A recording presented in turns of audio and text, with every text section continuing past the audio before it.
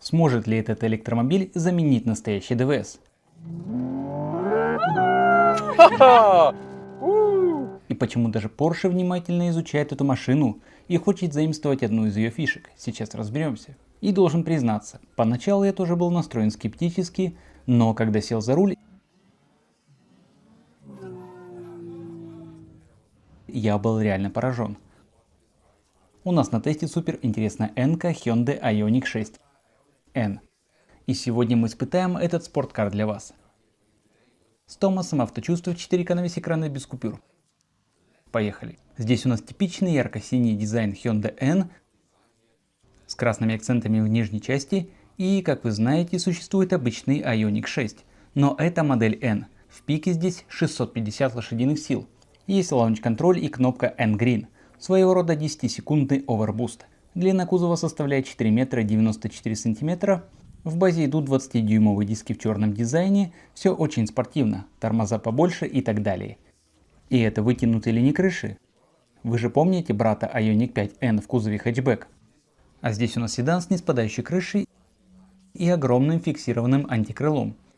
Багажник тут все еще отдельный, и скоро мы вам его покажем. Да уж, на машине уже полно пыльцы, не уверен, видно ли вам, хотя она была идеально чистой. А в нижней части огромный диффузор, и везде этот точечный рисунок, который по сути является азбукой Морзе для Hyundai. Да, выглядит очень интересно и броско. Дизайн из тех, что либо обожают, либо ненавидят. Здесь два электромотора, один сзади, другой спереди. Сзади мощнее, соотношение примерно 2/3 к 1. Однако, если посмотреть на крутящий момент, когда выжимаешь максимум, акцент на заднюю ось лишь небольшой. Когда жмешь в пол, на задние колеса приходится лишь чуть больше ньютон-метров. Батарея на 84 кВт-часа, так что проверим реальный запас хода. Мы проведем для вас и спортивный тест, и замер расхода на трассе. Зарядиться с 10 до 80% можно быстро, всего за 18 минут. Здесь 800-вольтовая архитектура и зарядка переменным током на 11 кВт. Разъем для быстрой зарядки постоянным током находится здесь, под электроприводом лючка. В общем, по характеристикам тут полный порядок. По сравнению с Ioniq 5, у этого Ioniq 6N более низкий центр тяжести. Инженеры внедрили дополнительные меры по усилению жесткости кузова, так что ехать он должен даже лучше, чем Hyundai Ioniq 5N. Мне очень интересно, как это все ощущается на деле, и да, в самом начале вы уже слышали эту особенную имитацию звука. Должен сказать, работает она на удивление здорово. Здесь установлена подвеска ECS с электронным управлением, а значит в режиме N она становится заметно жестче. Что касается динамики, разгон до сотни занимает от 3,4 до 3,3 секунды с кнопкой N-Green и дополнительным бустом, а с лаунч-контролем получается 3,2 секунды. По крайней мере такова логика. В общем, цифры зависят от настроек, но машина экстремально быстрая. Да и максималка впечатляет, 260 км в час. А что насчет переднего багажника? Давайте посмотрим. Послушайте, у этой машины есть имитация звука, имитация переключения передач и даже имитация двигателя. Потому что переднего багажника тут нет. Под капотом просто пластиковый кожух, а все пространство за ним занято электромотором, 12-вольтовым аккумулятором и прочими узлами. И посмотрите, какую отличную компанию мы для вас подобрали. Мы привезли Hyundai Ioniq 5N, чтобы вы могли сравнить их вживую. Вот он, классический хэтчбэк, он конечно чуть короче, но при этом более угловатый, особенно это заметно спереди. В профиль он выше, но короче. И в данном случае на нем стоят 21-дюймовые диски, так что выглядит он еще массивнее. Напишите в комментариях, какой стиль вам ближе, вытянутый силуэт седана или хэтчбэк. Должен сказать, сзади мне больше нравится Ioniq 5N с его ретро-технологичным дизайном. Но зато у шестерки куда более внушительный спойлер. Так что это вопрос вкуса. Пишите в комментариях, что думаете. Ой, из глаз сейчас искры посыпались. Тут стоит зонт, потому что пошел дождь, и я знатно приложился об него головой, когда вставал. Так что да, теперь вижу звездочки. Впрочем, продолжим обзор. Ключ здесь с логотипом N, но как по мне выглядит он как игрушечный. В любом случае давайте откроем машину. Ручки здесь утоплены за подлицо, но они механические. Мне было очень интересно, как они работают, и на ощупь все вполне приятно. Хотя я все же больше люблю классические дверные ручки. Звук закрытия двери очень достойный, это радует.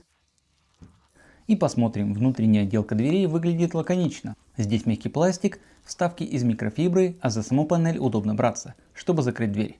Потому что кнопки стеклоподъемников перенесли на центральную консоль. Так что на дверях ничего лишнего.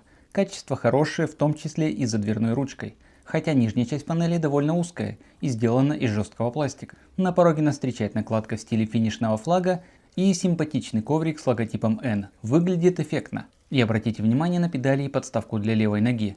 Они тоже выполнены в дизайне шашечки. А вот и эти особенные спортивные ковши. В базе они идут с тканевой отделкой по центру. В качестве опции можно заказать микрофибру. В таком случае у них будет и вентиляция, и подогрев.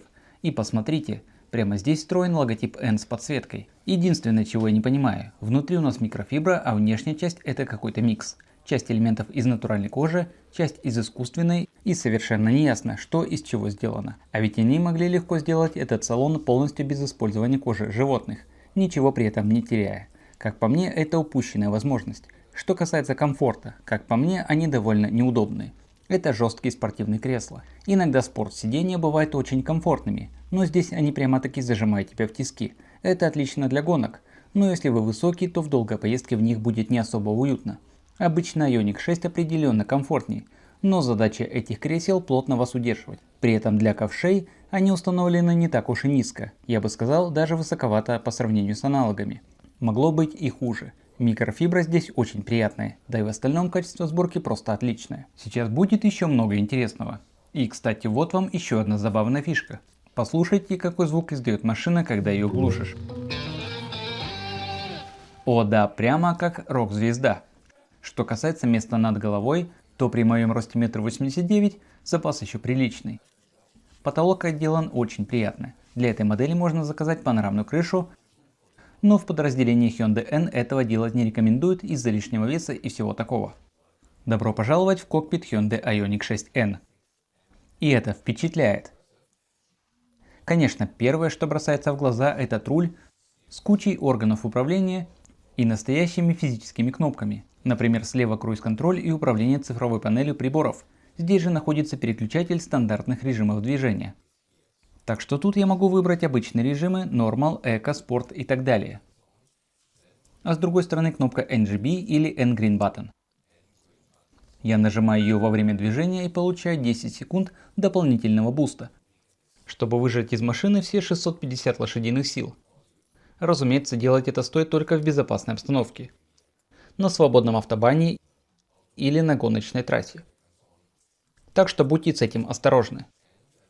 Кроме того, здесь есть две кнопки N. Левая включает режим N, подвеска становится жестче, все настройки переводятся в спорт. А на правую кнопку можно назначить второй профиль, например вот этот, слышите? Это имитация звука и ручного переключения передач, которая тоже реализована программно. И теперь я слышу... Слышите этот звук сзади? Думаю, на камеру это слышно, да? Сейчас я попробую поднести микрофон поближе назад.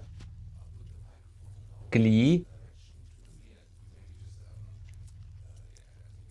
И теперь...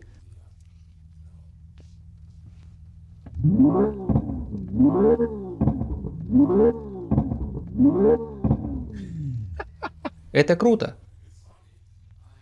Это забавно, но звук имитируется очень достойно. Совсем скоро вы увидите, как это работает в движении. Кстати, эту звуковую имитацию можно включить и в обычном режиме вождения.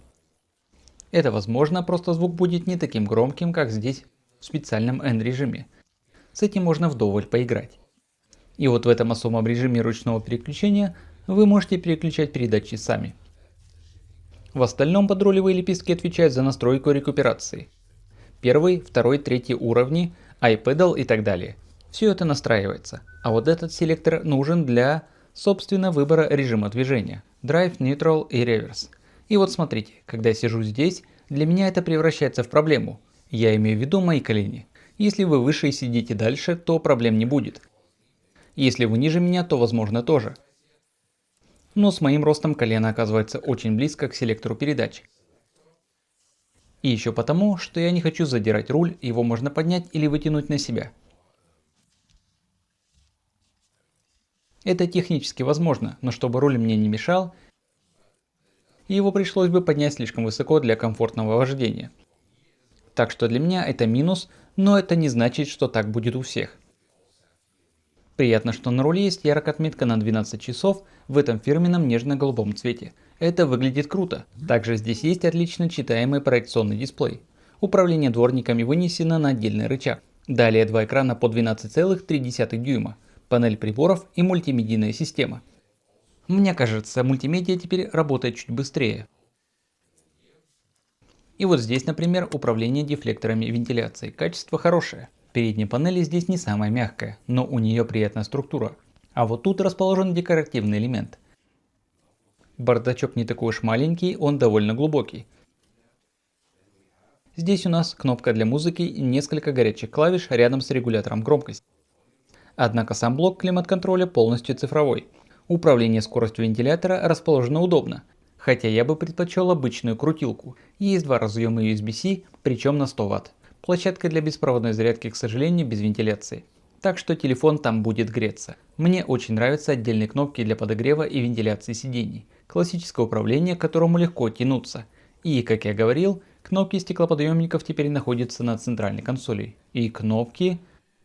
Вы удивлены, но зато это, так сказать, разгружает дверные панели. А здесь подстаканники тоже в дизайне с двумя точками, они адаптивные. Под этой консолью есть еще свободное место. Я специально снял это отдельно. Туда тоже можно что-то положить. Крышка из микрофибры здесь... Ой, будь здорова. Спасибо. Да, видите, на улице пошел дождь, так что нужно беречь здоровье. Так вот, микрофибра это приятно. Но подлокотнику не помешало бы быть чуть помягче для локтя. А под ним тоже есть место для вещей. В целом кокпит выглядит очень привлекательно. И качество сборки здесь на высоте, мне это нравится. Да, и особенно впечатляет руль. Поначалу он кажется перегруженным, но настоящие физические кнопки очень помогают. Быстро привыкаешь, какая за что отвечает, и можешь легко все настроить под себя. Если мы посмотрим поближе на цифровую приборную панель, то увидим, как она меняется в зависимости от выбранного режима. В обычном режиме вождения она выглядит не так уж эффектно. Но стоит переключиться в режим N, как интерфейс меняется и становится похожим на прибор автомобиля с двигателем внутреннего сгорания. А в режиме ручного переключения панель принимает вот такой вид, позволяя вам крутить двигатель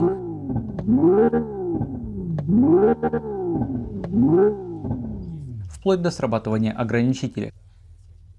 Кстати, если отодвинуть кресло до упора назад, то у Лии впереди будет очень много свободного места, когда занято только переднее пассажирское сиденье. Лия также заметила, что солнцезащитный козырек здесь обтянут мягкой микрофиброй. Еще одно подтверждение отличного качества сборки в деталях. Посмотрите на это. Та-да! Его еще можно и выдвинуть. Они продумали даже этот момент. Опций не так много. Панорамная крыша, сиденье из микрофибры и выбор цвета. Вот собственно и все. Переходим к задней части салона. Внутренняя отделка дверей здесь тоже выполнена из мягкого пластика. Я могу показать это на другой стороне. За этой панелью скрыта контурная подсветка, а дальше идет отделка микрофиброй. Сделана очень красиво. Также здесь есть подогрев задних сидений, и в этой модели установлены двойные ламинированные стекла сзади. Для Ioniq 6N это идет в стандартной комплектации. Более того, качество сборки действительно превосходное, даже дверная ручка приятная на ощупь, а за ней я чувствую что-то вроде металлической накатки или гальванизации. Это выглядит очень премиально. Справедливости ради стоит отметить, что в нижней части двери используется жесткий пластик. Сзади по краям расположены крепления Isofix, а центральная часть сидений выполнена из той же приятной микрофибры. Остальная отделка это скорее всего искусственная кожа. Что касается подстаканников в подлокотнике, то они здесь не адаптивные. Сложить спинки сидений прямо из салона нельзя. Мы посмотрим, как это делается, когда доберемся до багажника. Благодаря использованию электромобильной платформы, пол здесь абсолютно ровный. Также предусмотрены два разъема USB-C мощностью 100 Вт. Это, конечно, очень мощно. И еще внутри есть небольшая подсветка. Что касается места над головой, то с моим ростом 1,89 м я упираюсь макушкой, когда откидываюсь назад. Так что мне приходится немного наклоняться вперед эдаким стилем квазимода. В таком положении все в порядке, но расслабиться, откинувшись на спинку при моем росте, не получится. Это все из-за этой вытянутой не спадающей линии крыши. Но посмотрите на это, черт возьми. Взгляните на запас места для ног. Я имею в виду, что эти сиденья в данном случае очень помогают, потому что они довольно тонкие. Так что места для ног здесь просто огромное количество. Да, это электрический седан. Именно поэтому мои ступни расположены относительно высоко. Отсюда и такой угол изгиба ног. Но это все равно терпимо, потому что у меня огромный запас пространства по длине. Можно как-то устроиться. Посадка здесь часто бывает не самой идеальной, скажем так. Да, положение ног могло бы быть и лучше, но по крайней мере здесь очень просторно. Отделка материалов и качество исполнения действительно на высоте. А теперь перейдем к багажнику. Его объем составляет 370 литров. Здесь установлена электроприводная крышка, хотя это обычный проем для седана. Чемодан все еще помещается снизу, ширина багажника составляет около метра, а в самой широкой части достигает 140 сантиметров.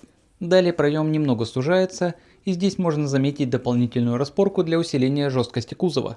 Задние сиденья можно сложить в пропорции 2/3 к 1/3. Для этого их нужно сначала разблокировать с помощью специальных рычагов здесь, в багажнике.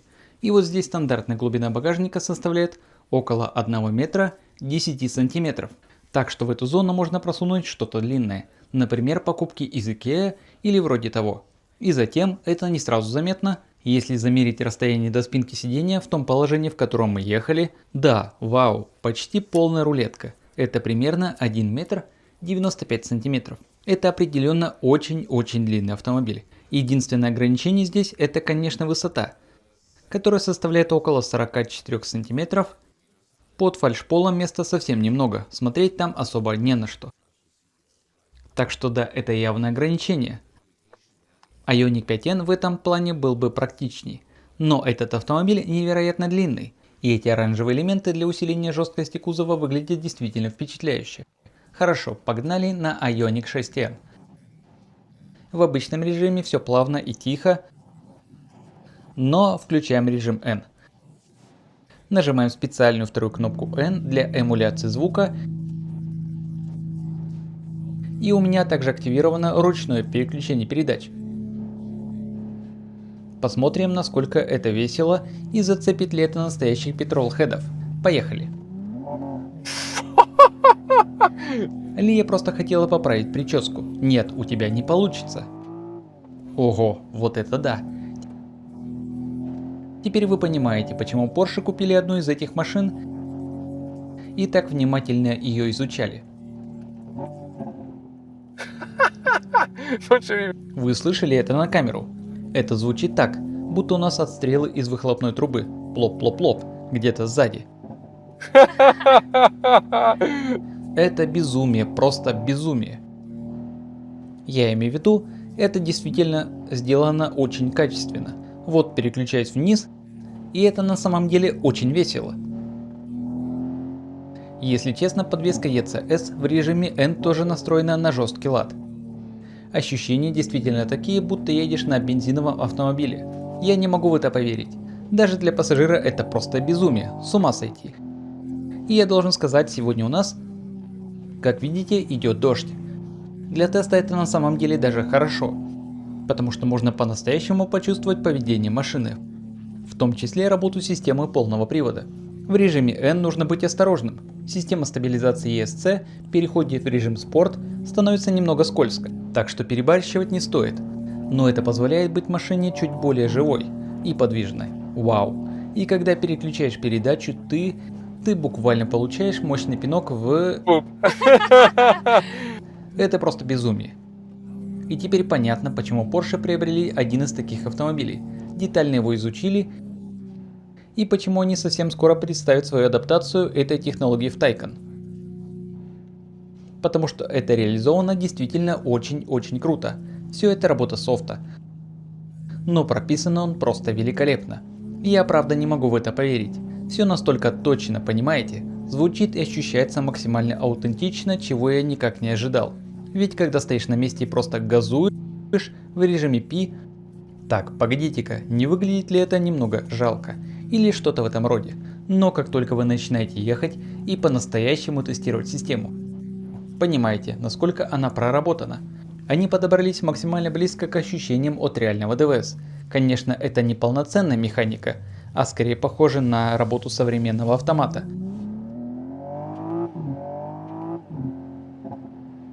Но когда вы отпускаете педаль газа и слышите эти прострелы плоп-плоп-плоп из выхлопной трубы, это нечто. Серьезно, если бы вы закрыли глаза, смогли бы вы вообще догадаться, что мы находимся в электромобиле? Нет. Нет, интересно, правда? Это просто безумие. И это работает для обоих, и для водителя, и для пассажира. Поверить не могу. Они доработали эту систему еще сильнее. Да, она появилась еще в Ioniq 5N, но здесь в Ioniq 6N они внесли еще больше изменений, стремясь к максимальной аутентичности. И по-моему, у них отлично получилось. На этой машине можно получать массу удовольствия. Так что если вы из тех, кто говорит: «Эй, мне этого не хватает в электрокарах», то вот оно, все возможно. Возможно, это не то, что вы будете использовать каждый божий день на любой дороге. Но даже если так, у вас хотя бы есть такая возможность. И звук на самом деле вовсе не звучит жалко. Ведь во многих имитациях, да даже в некоторых ДВС, искусственный звук порой кажется нелепым. Но здесь все иначе. Он звучит и ощущается по-настоящему аутентично. К тому же руль налит приятным тяжелым усилием. И когда вы просто сбрасываете передачу и отпускаете, я ведь могу здесь сказать педаль газа, верно? И сиденье держит тебя очень крепко, как пассажиру мне даже забавно. Это круто. Да, как я и говорил, они не самые комфортные, потому что это действительно очень жесткие спортивные ковши. Для долгих поездок они вряд ли подойдут, по крайней мере мне. Но для активного вождения они хороши, потому что плотно фиксируют тело. Кстати, я не могу здесь особо порыскать влево-вправо, потому что система удержания в полосе вмешивается очень быстро и довольно грубо. Так что ее тоже можно отключить. Если вы собираетесь ехать в действительно спортивном режиме, я бы рекомендовал деактивировать систему контроля полосы. Приятно, что наконец-то выглянуло солнце. Да, это действительно нечто, правда? Особенно когда ускоряешься на выходе, переключаешься пониже, а затем сразу вверх. Это приносит море удовольствия. И чтобы вы понимали, насколько все гибко, если я просто зажму педаль, машина будет переключаться автоматически. Но даже в этом случае звуковое сопровождение остается, так что вы можете точно настроить все под себя. Вот, например, сейчас машина переключается сама, и мы все равно слышим звук и эту характерную перегазовку. Но вы также можете переключать передачи самостоятельно или просто вернуться в обычный режим. Более того, эмуляцию звука можно оставить даже в нормальном режиме вождения. Она не привязана на 100% только к режиму N. Можно просто ехать в спокойном темпе и наслаждаться звуком. Все возможно, любой каприз, понимаете? Давайте протестируем кое-что. А здесь есть лаунч-контроль? Да, лаунч-контроль здесь тоже имеется. Илья спрашивает для друга, я полагаю. Итак, что мы можем безопасно сделать здесь, так это ускориться с 40 до 80 км в час. Поехали. Ого, да, вот это подхват. Но это здорово, потому что сами переключения, они не так уж плохи для пассажира. Безумие, просто безумие. Поверить не могу. Вау. Я к тому, что может нам нужна такая машина просто для фана. Да, то есть она ведет себя довольно свободно, но при этом очень весело. И в этом вся фишка, понимаете? В режиме ESC Sport вы все еще контролируете ситуацию. Конечно, опять же, я не рекомендую повторять то, что я делаю здесь, когда на дороге влажно. С этим нужно быть очень осторожным. Но, по-моему, они нашли отличный баланс. И когда вы действительно втаптываете педаль в пол, эмуляция звука переходит на совершенно новый уровень. Да, это поразительно. Благодаря эмуляции звука и тому, как ведет себя автомобиль, все ощущается гораздо естественнее. Как будто мы действительно вернулись в мир двигателей внутреннего сгорания. Это экстремально, но не чрезмерно, именно благодаря переключениям. Согласен, особенно потому, что как водитель ты четко понимаешь связь между движением своей ноги и реакцией машины. И ты слышишь звук, так что это немного... Да, для пассажиров это действительно подспорье. Так они могут лучше прочувствовать процесс и понять, что именно делает водитель с рулем и педалью газа. Понимая, что создает ощущение окей, вот что сейчас происходит, и это на самом деле очень помогает пассажирам. Что касается подвески, она здесь очень жесткая, особенно в режиме N. Но чувствуется, что это правильная жесткая подвеска. Знаете, бывает просто грубая подвеска и все. Но это именно спортивное и качественное, это чувствуется. При этом вы в любой момент можете вернуться к обычным режимам. Эко, нормал или спорт. И тогда... Ого, тишина. Подвеска сразу становится немного мягче и прощает больше неровностей. Это гораздо лучше подходит для дальних поездок. Колоссальная разница, правда? Вау, это просто безумие. Именно это я имею в виду. Подвеска спортивная, но она классная. А не просто дубовая и тряская. И это при том, что здесь стоят 21-дюймовые диски. Даже в обычном режиме Normal машина едет отлично. Это спортивная езда, но в то же время очень плавная. И это то, что мне больше всего нравится в этой машине. Мы как раз обсуждали цены. Она стоит в 2 раза дешевле, чем Taycan GTS. Но при этом у Porsche нужно доплачивать за опции, а здесь полная комплектация, где вам возможно понадобится 1-2 доп. Опции и на этом все.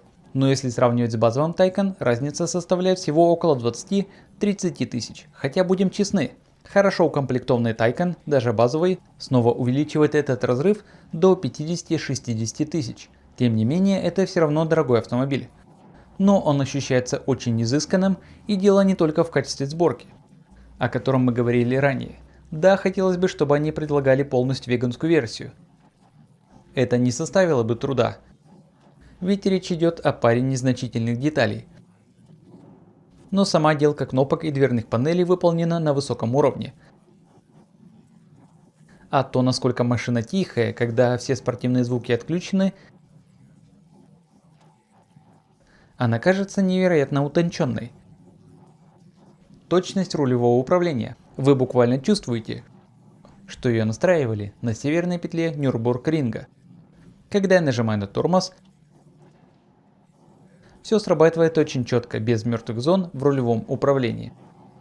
Буквально этот автомобиль был спроектирован так, чтобы убедить даже самого критичного немца. Единственный нюанс – комфорт сидений. Для меня подушка коротковата. Могу смело сказать, что эти кресла не подходят для высоких людей. Кроме этого, автомобиль действительно настроен так, чтобы убедить кого-то вроде меня. Человека, который переездил на множестве немецких машин и проводил тесты на гоночных треках. Он создан для тех, кто тонко чувствует автомобиль, обеспечивает чрезвычайно выверенный и точный опыт вождения. И это действительно круто. Неважно, едете ли вы в максимально плавном режиме, или решаете выжать из машины все, активировав звук и спортивные настройки. Это в любом случае более экстремальный и веселый опыт, и выбор всегда остается за вами. Вы буквально в кресле пилота и сами решаете, когда атаковать следующий поворот. Я под впечатлением от того, что подвеска здесь не просто жесткая, а именно породистая и плавная.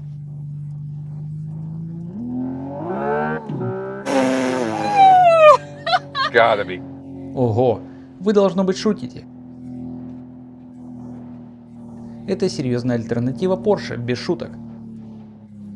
Я знаю, что в начале видео многие могли отнестись к этому скептически. Мол, Hyundai за 80 тысяч евро, нельзя сравнивать Hyundai с Porsche. О чем он вообще думает? Но это действительно возможно. Этот автомобиль вполне сопоставим с Porsche, особенно с Taycan, если учитывать даже его габариты. Он едет невероятно хорошо. И кажется ли я все еще в восторге? Я очень плотно поела, и мне все равно отлично, да. Мы, кстати, только что пообедали. И обед был очень плотным. Обычно это проблема, если после еды ты начинаешь ехать в спортивном стиле, но Лия все еще получает удовольствие. И это высший знак качества для Passenger Princess. Когда поездка активная и спортивная, а ты все равно наслаждаешься процессом. Это действительно круто. Вау, какой приятный и драйвовый опыт. Я просто не могу перестать хвалить то, как эта машина едет. И вы знаете, что когда речь заходит о спортивном вождении, я очень скептически отношусь к электромобилям. Не в целом, я люблю электрокары, они эффективны и имеют массу преимуществ. Но лишь немного из них по-настоящему интересно водить. И лишь единицы ощущаются такими сбалансированными и контролируемыми.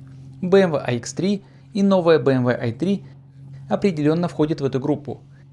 И этот автомобиль теперь тоже в ней. Это один из тех редких электромобилей, на которых можно ехать очень быстро и весело, и при этом пассажиров не укачивает. Как водитель, ты просто забываешь о том, что машина тяжелая. Ведь обычно как? Электрокар едет мощно, но кайфа мало, потому что ты кожей чувствуешь этот огромный вес. Здесь же, несмотря на массу, за счет настроек подвески и общей проработки этого чувства нет. Я мог бы ехать так миля за милей, если бы не поясница, которая начинает побаливать, потому что сиденье очень жесткие, и на автомагистрали.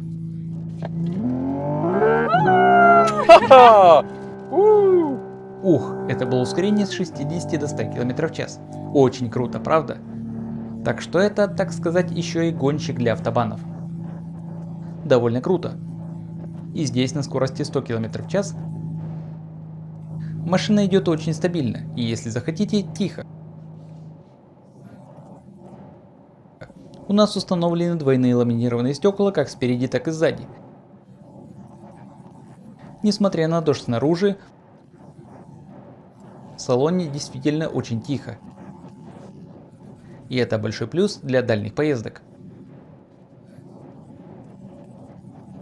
Как я уже упоминал, спортивные сиденья не самый комфортный вариант для долгих путешествий.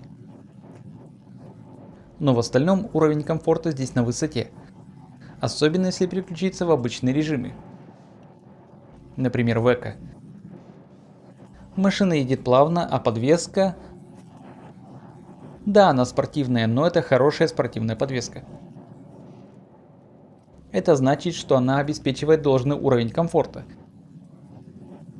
В режиме Normal она ощущается немного мягче, чем в режиме N. Так что в этом плане автомобиль отличный крейсер для дальних дистанций. В конце выпуска мы расскажем подробнее о результатах нашего теста на расход энергии, но на магистрали машина ощущается очень благородно, что определенно идет ей в зачет. Она может быть невероятно плавной и тихой, но при этом по первому требованию стать громкой и экстремальной. Потрясающе. Да-да. Теперь я могу рассказывать всякие страшилки загробным голосом. Я тебя убью. А почему бы и не повеселиться? Эта машина вся про фан определенно. Она одинаково хороша как на шоссе, так и в ситуациях, требующих максимальной маневренности. В обоих случаях это море удовольствия, но при этом в городе она может оставаться спокойной и плавной. Конечно, автомобиль длинный, так что поиск парковочного места может стать проблемой. Пожалуй, это единственный нюанс. Кстати, разработчики говорят, что по сравнению с Ioniq 5, они доработали эту модель еще сильнее. У нее ниже центр тяжести и она немного жестче. Технологически они похожи.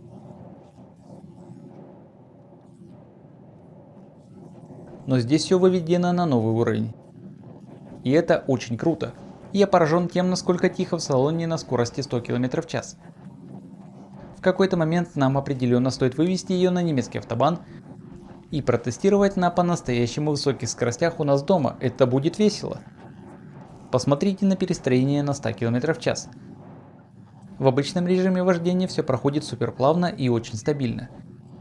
Если же я сделаю то же самое в режиме N, я сразу почувствую больше обратной связи от дороги. Машина становится жестче, Поперечные неровности и стыки ощущаются сильнее, но это все равно в кайф. Даже с более жесткой подвеской поездка остается приятной. Я чувствую здесь отличный баланс комфорта. Вау. Автомобиль ощущается очень спокойным, по крайней мере, когда переводишь все настройки в тихий режим. Он действительно умеет быть разным. Что я имею в виду? Когда у шасси высокая жесткость накручения, это дает одновременно и спортивность, и спокойствие, и уверенность. Эта машина внушает водителю колоссальную уверенность. И это очень приятное чувство. И кстати, чтобы дополнить общую картину, мы, конечно, можем включить круиз-контроль и системы помощи. Здесь также есть активный ассистент рулевого управления. Давайте посмотрим, насколько плавно он работает. Ну вот. Да, небольшие подруливания влево и вправо. Сейчас на магистрали начинается пологий левый поворот. Посмотрим, насколько безупречно он с ним справится. Да, я бы сказал, что все в порядке. Так что этой системой здесь тоже вполне можно пользоваться. Скорость можно увеличивать или уменьшать кнопками на левой стороне руля. Все работает очень плавно. Считаю, что ассистенты настроены хорошо. Мониторинг слепых зон также на месте, в боковых зеркалах загорается красный треугольник.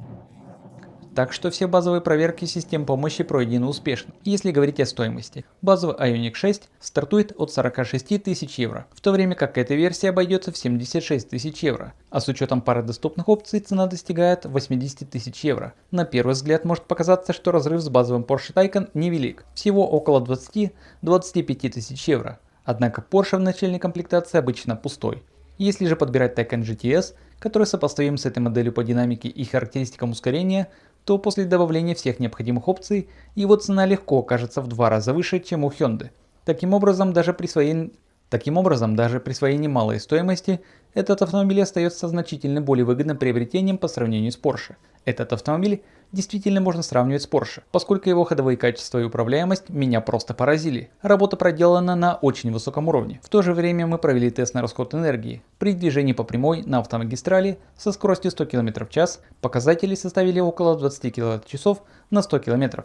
Это не самый выдающийся результат эффективности для электрического седана. Например, недавно мы получили похожие цифры на кроссовере BMW iX3. С учетом емкости местной батареи, это означает запас хода в реальных условиях около 400 км.